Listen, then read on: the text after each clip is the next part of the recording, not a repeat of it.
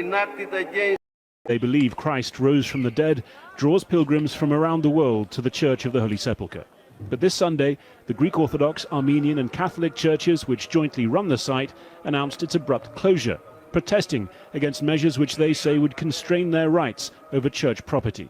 This reminds us all of laws of a similar nature which were enacted against the Jews during the dark periods in Europe.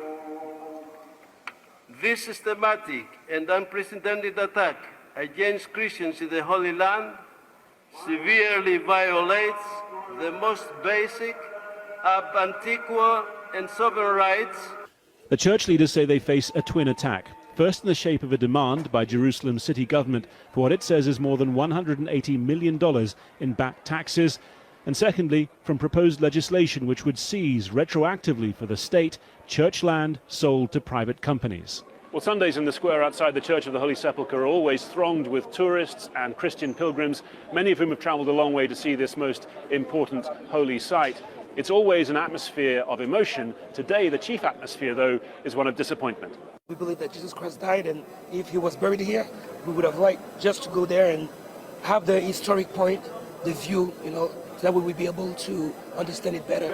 I don't know the sides of the parties involved, but, it certainly is going to get the public attention to do this, and hopefully it drives a quicker conclusion.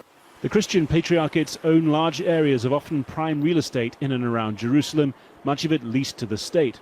Palestinians have criticized the Greek Orthodox Patriarch for selling property inside the Old City to Jewish settler groups and others. Jerusalem's municipal leaders say only properties being used for religious activities should be tax exempt, not those rented commercially. They've already frozen about $9 million in assets of the Greek Orthodox Church. We're talking about other places that the church owns, such as hotels, and they have been exempt wrongly from paying city taxes for years and years and years. And the mayor at the moment is trying to correct a wrong that was done that affects us, Jerusalem residents, every single day. The chance to experience